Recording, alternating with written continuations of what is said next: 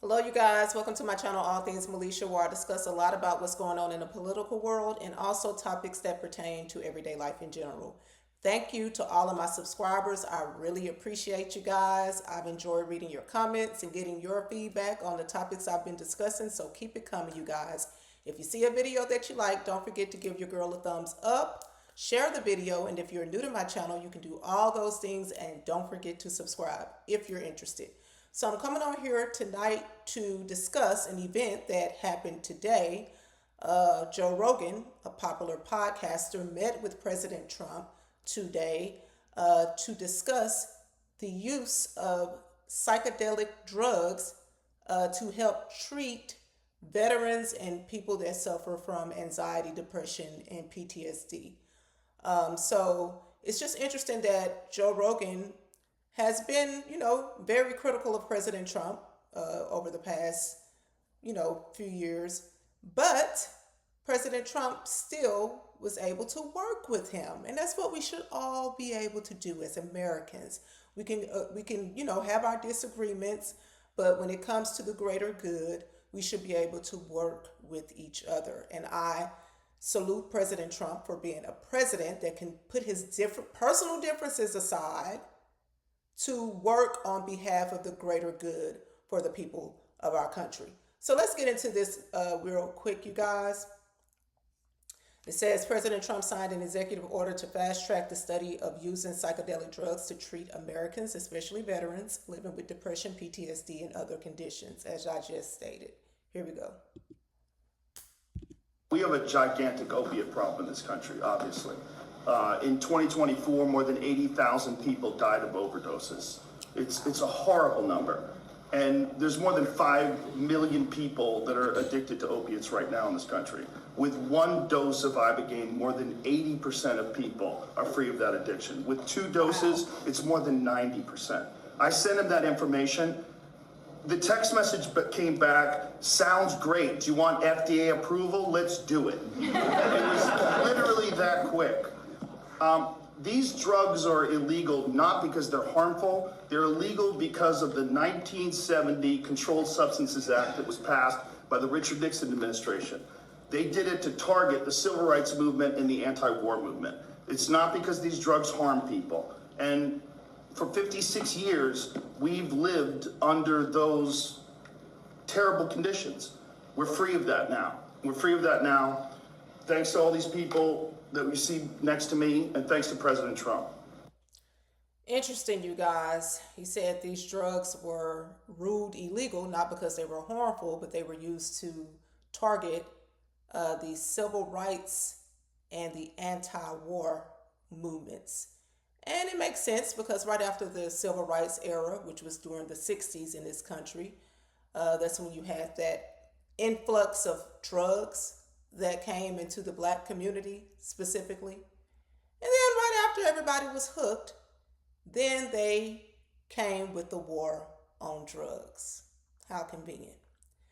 But yeah, it's just interesting. This is what he was talking about, that act that was signed by Nixon. The Controlled Substances Act of 1970 is the federal U.S. drug policy signed by President Nixon that regulates the manufacturing, importation, possession, use, and distribution of certain substances.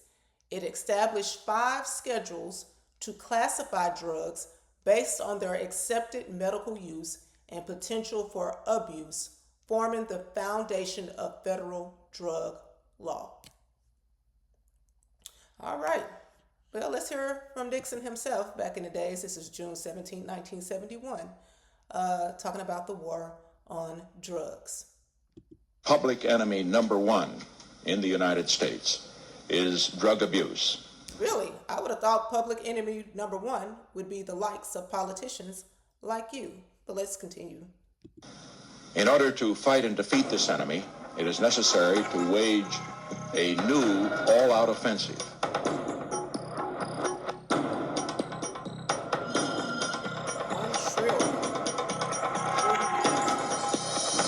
Drugs are menacing our society.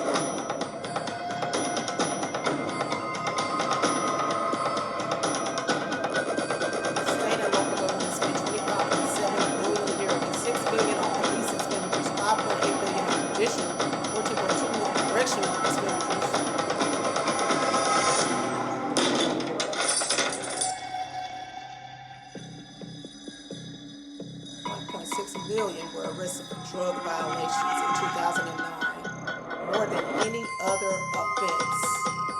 251,000 people are in state prisons for drug violations. 65% were Black and Hispanic. Wow. That's not surprising. A year of prison.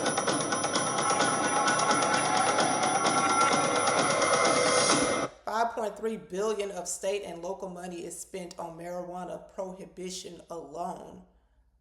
But yeah, this was back in 2008, 2009. Now they have more states that are, making it legal to smoke marijuana. But just interesting, you guys, all this money that has been spent by our government.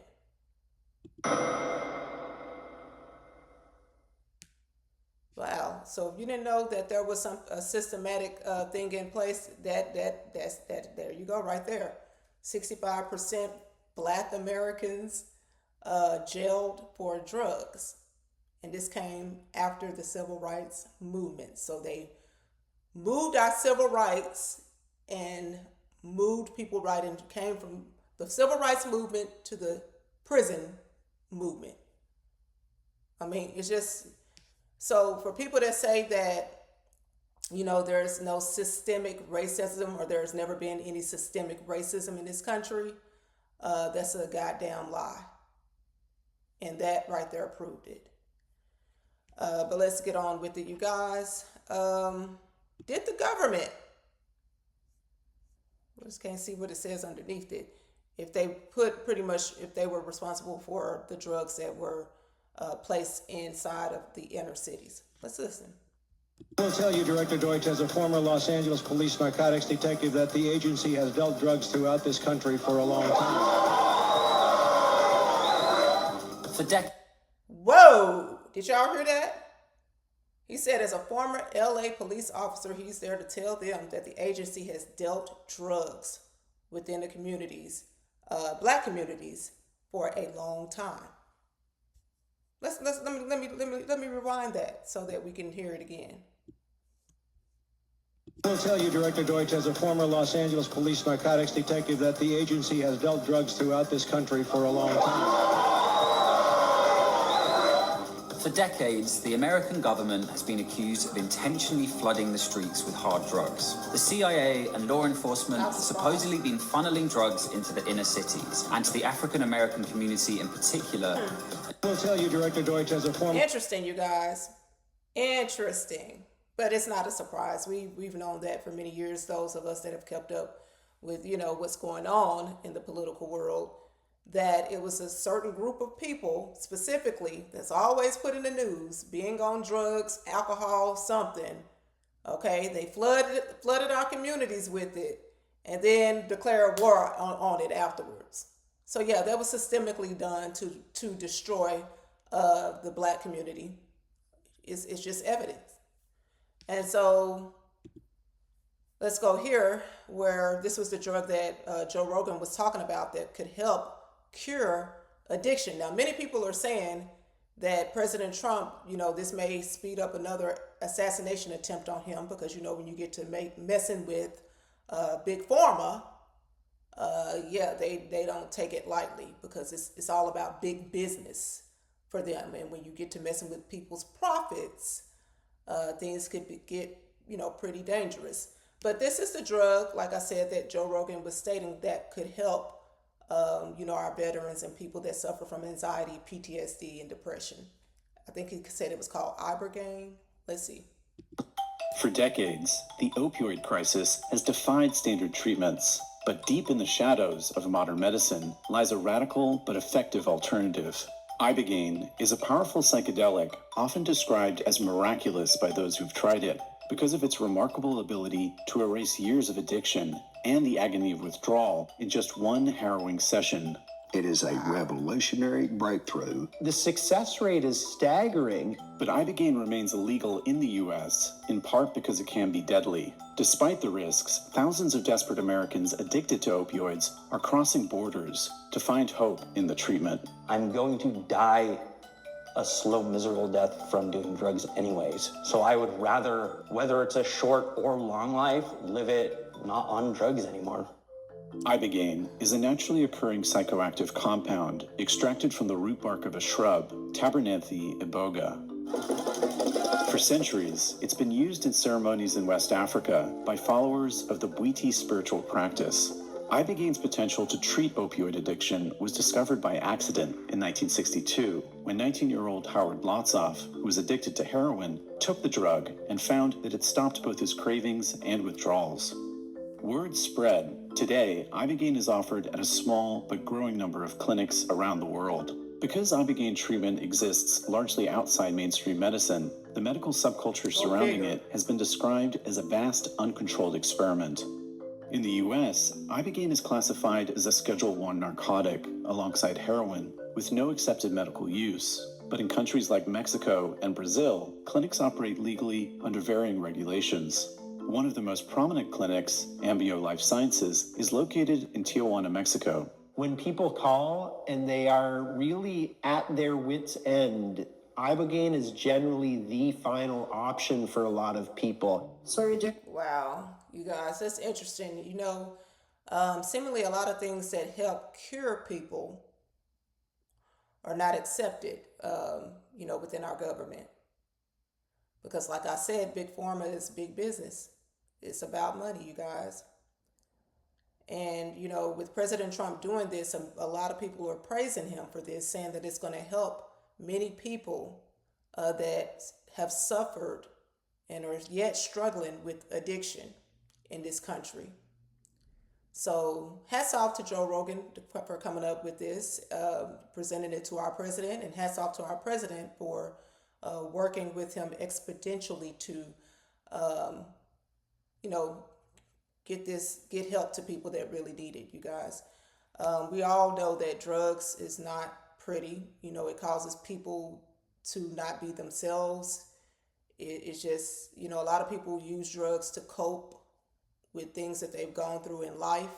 I remember hearing Dave Chappelle talk about drugs on one of his comedy skits, and he was pretty much saying that, people that are on drugs are not criminals, even though we know that drugs have effects that could potentially make people, do criminal acts. But he said it's not so much as they are criminals, it's as much as they are sick. Okay, and a lot of people have different ways of coping with things. Some people turn to drugs, some people turn to sex, some people turn to God, which is the best option, God. But yeah, with drugs, it has really destroyed a lot of people's lives. And so I'm happy to know that we have a president that is working on that issue. Let me move on here, you guys. This is Joe Biden, interestingly, in 1989. Let's hear what he had to say about drugs, the war on drugs. Joe Biden, me, I would settle for a world in which I could worry about the same kinds of things that my parents worried about, in which I only had to worry about the grades my children got in school rather than the drugs they're being exposed to, in which I only had to worry about the prices my wife had to pay at the supermarket instead of fearing that she might get mugged by a junkie in the parking lot as she loads her groceries into Hopefully the car. not Hunter. In which tonight, It was 1989. I could call my mom just to wish her pleasant dreams, not for the purpose of making sure she's safe in her own home. That's the kind of world I want. That's the kind of world you deserve. In a nutshell, the president's plan doesn't include enough police officers to catch the violent thugs, not enough prosecutors to convict them, not enough judges to sentence them, and not enough prison cells to put them away for a long time. We disagree with the president's decision to cut back on our previous commitment to protect against drugs coming across the border, to cut the Customs Service, the Coast Guard, and the Border Patrol. We think we should do more to stem the flow of drugs across our borders, and we think we should go one step further. Let's go after the drug lords where they live, with an international strike force. There must be no safe haven for these narco-terrorists, and they must know it. And we don't have to promise a world without worry or fear. We're not asking for that much. All we have to do together is to keep our promises and stay together. Thank you. Oh my God, you guys, these people, put it in very personal terms for a are moment. some of the biggest hypocrites. I mean, literally, it makes me sick just to see how these people could say one thing at one point and then turn around and do the total opposite thing. This was in 1989 when he made that statement. As you know, when they installed him in the office of the president, they left the border wide open where drugs were flooded through the border. They said that was like, the cartel's Christmas, his entire presidential term, because so many drugs came through the border, so many Americans were dying from overdoses. And there was a lawyer by the name of Lynn Wood that was a defamation lawyer for like 40 years that's on record saying that specifically the Biden, the Clintons, and I believe he said the Obamas were involved in trafficking drugs, sex and drug trafficking. Okay, so it's interesting, you guys, how these same politicians that try to claim that they, are going to create a solution are the ones that have been behind many, many problems. And I was thinking in my head, I came up with this, I said, the world system profits off of problems. So now we see why there's never solutions, because it's profitable. Problems are profitable. And to end it off on a more light note, let's take a look at a little bit of what Dave Chappelle had to say about drugs, the drug problem. There's too much shit out there to stress you out. This whole world is just drug infested, hate infested, drug infested world. Hate drugs. I heard the worst drug story. My friend told me, what he's dealing with? His landlord is hooked on crack. That's terrible. That's pressure. Your landlord's hooked on crack, that means you've got to have the rent. You come around, you got the rent. It's not even due yet, it's the 10th. Come on, I need it! Let me just get $20 of it now and then, just give me the rest of the other month. Every couple hours, hey look, I'm gonna need some more of the rent. This building's falling apart, things came up. Comes home early from a party. Landlord's in the crib going through his shit. What are you doing in my house? Where's the sink? I came to fix it. It's in the kitchen. I thought it was in the drawer. I'll fix it tomorrow when I come for the rent.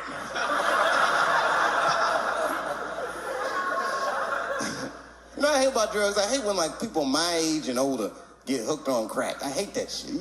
You're too old to be experimenting with the drugs at a certain point. You should be past that. You ain't doing it by a certain point. You just miss it. Drugs are really for old people anyway. You 75, you've earned the right. Shit, if I was 75, I'd do coke, heroin, everything. I wouldn't give a fuck. I'd be walking down the street, they'd be like, boy, that old man is tripping.